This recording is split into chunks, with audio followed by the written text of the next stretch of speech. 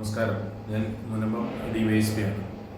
ഈ കഴിഞ്ഞ ദിവസങ്ങളിൽ വടക്കേക്കര നോർത്ത് പറവൂർ പോലീസ് സ്റ്റേഷൻ്റെ പരിധിയിൽപ്പെട്ട സ്ഥലങ്ങളിൽ വീടുകളുടെ കോമ്പൗണ്ടുകളിൽ ചില ആളുകൾ കാണുകയും അവർ മോഷ്ടാക്കളാണെന്നും അക്രമകാരികളായ മോഷ്ടാക്കളാണെന്നും ഒക്കെയുള്ള സംശയം പൊതുജനങ്ങൾക്കുണ്ടായ പശ്ചാത്തലത്തിലാണ് ഞാൻ നിങ്ങളോട് ഇത്തരം കാര്യങ്ങൾ സംസാരിക്കുന്നത്.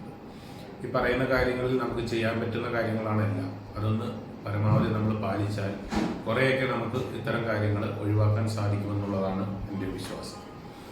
ഏറ്റവും പ്രധാനമായിട്ട് നമ്മൾ മനസ്സിലാക്കേണ്ടത് നമ്മളുടെ വീടിൻ്റെ കോമ്പൗണ്ടിൽ രാത്രിയിൽ ആവശ്യമായ വെളിച്ചമുണ്ടായിരിക്കുക എന്നുള്ളത് പ്രധാനപ്പെട്ട ഒരു കാര്യമാണ്. രാത്രി നമ്മൾ ഉറങ്ങാൻ പോകുന്ന സമയത്ത് ലൈറ്റുകളെല്ലാം അണച്ചിട്ടാണ് കിടന്നുറങ്ങുന്നതെങ്കിൽ നമ്മുടെ വീടിൻ്റെ പരിസരത്ത് തീർച്ചയായിട്ടും ഈ നല്ല ഇരുട്ടുണ്ടാവും. ആ സ്ഥലത്ത് കള്ളന്മാർക്ക് സ്വതന്ത്രമായിട്ട് വരാനും അവർ വന്നാൽ നമുക്ക് കണ്ടെത്താൻ പറ്റാത്ത സാഹചര്യവും ഉണ്ടാവും. അപ്പോൾ പരമാവധി നമ്മുടെ കോമ്പൗണ്ടിൽ ഒരു ലൈറ്റ് തെളിച്ചിടാനായിട്ട് എല്ലാവരും ശ്രമിക്കുക. മറ്റൊന്ന്, നമ്മുടെ കോമ്പൗണ്ടിൽ സൂക്ഷിച്ചിരിക്കുന്ന അലക്ഷ്യമായിട്ട് ഇട്ടിരിക്കുന്ന പല വസ്തുവകകളും, ഉദാഹരണം പറഞ്ഞാൽ നമ്മൾ നിർമ്മാണത്തിനും മറ്റൊക്കെ ഉപയോഗിച്ചിട്ടുള്ള കമ്പി, അതുപോലുള്ള വസ്തുക്കൾ, ആയുധങ്ങളായിട്ട് ഉപയോഗിക്കാൻ സാധ്യതയുള്ള വസ്തുക്കൾ, അത് ഒരു വലിയ കല്ലാണെങ്കിൽ പോലും നമ്മുടെ കോമ്പൗണ്ടിൽ അലക്ഷ്യമായിട്ട് ഇട്ടിട്ടുണ്ടെങ്കിൽ അത് തീർച്ചയായിട്ടും അപകടകരമാണ്. അപ്പോൾ അത്തരത്തിലുള്ള വസ്തുക്കൾ നമ്മുടെ കോമ്പൗണ്ടിൽ ഇല്ല എന്നും പുറത്തുനിന്ന് വരുന്ന ഒരാൾക്ക് അതെടുത്ത് നമ്മൾക്ക് നേരെ പ്രയോഗിക്കാൻ സാധിക്കില്ല എന്ന് ഉറപ്പുവരുത്തുക. അത്തരത്തിലുള്ള സംഗതികൾ ഉണ്ടെങ്കിൽ പൂർണ്ണമായും ഒഴിവാക്കുക.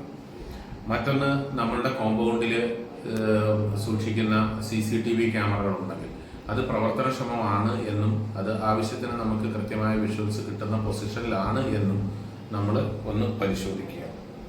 മറ്റൊരു പ്രധാനപ്പെട്ട കാര്യം എന്ന് പറയുന്നത് നമ്മുടെ വീടിൻ്റെ ഡോറുകളാണ്.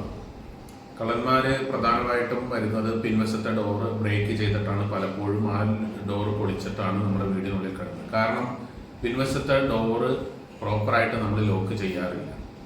കാലപ്പഴക്കം കൊണ്ടും മറ്റും അതിന് കേടുപാടുകൾ വന്നിട്ടുണ്ടാകാം. ടവർ ബോൾട്ട് കൃത്യമായിട്ട് വീഴാത്ത ഭാഗമുണ്ടാകാം. അപ്പോൾ അതെല്ലാം ഒന്ന് പരിശോധിക്കുക. നമ്മുടെ വീടിൻ്റെ പിൻവശത്തെ ഡോറും മുൻവശത്തെ ഡോർ പോലെ തന്നെ വളരെ സേഫ് ആൻഡ് സെക്യൂർ ആണ്, അല്ലെങ്കിൽ വളരെ സുരക്ഷിതമായിട്ട് തന്നെയാണ് അത് ഇരിക്കുന്നതെന്ന് നിങ്ങൾ ഉറപ്പുവരുത്തുക.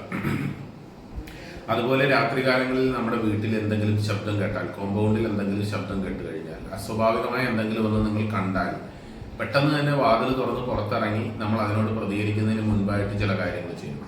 ഒന്നാമതായിട്ട് നമ്മുടെ വീടിനകത്തും പുറത്തും ഉള്ള ലൈറ്റുകൾ തെളിക്കുക എന്നുള്ളതാണ്. രണ്ടാമത്തെ കാര്യം, നമ്മുടെ തൊട്ടടുത്തുള്ള അയൽവാസിയെ, നമ്മളെ സഹായിക്കുന്ന നമ്മുടെ സുഹൃത്തുക്കളെ ഒന്ന് ഈ വിവരം അറിയിക്കുക എന്നുള്ളതാണ്. മൂന്നാമത്തെ കാര്യം, നമ്മുടെ പോലീസ് സ്റ്റേഷനിലെ ലാൻഡ് ഫോണിലേക്ക് ഈ വിവരം പാസ് ചെയ്യുക എന്നുള്ളതാണ്. ലാൻഡ് ഫോണിൽ വിളിച്ചു കഴിഞ്ഞാൽ പോലീസ് സ്റ്റേഷൻ കൃത്യമായിട്ട് സ്ഥലം പെട്ടെന്ന് തന്നെ മനസ്സിലാക്കാനും പോലീസ് പെട്രോളിംഗ് രാത്രി ഫുൾ ടൈം ഉള്ളതുകൊണ്ട് അവർക്ക് പെട്ടെന്ന് അവിടെ എത്താൻ സാധിക്കുകയും ചെയ്യും.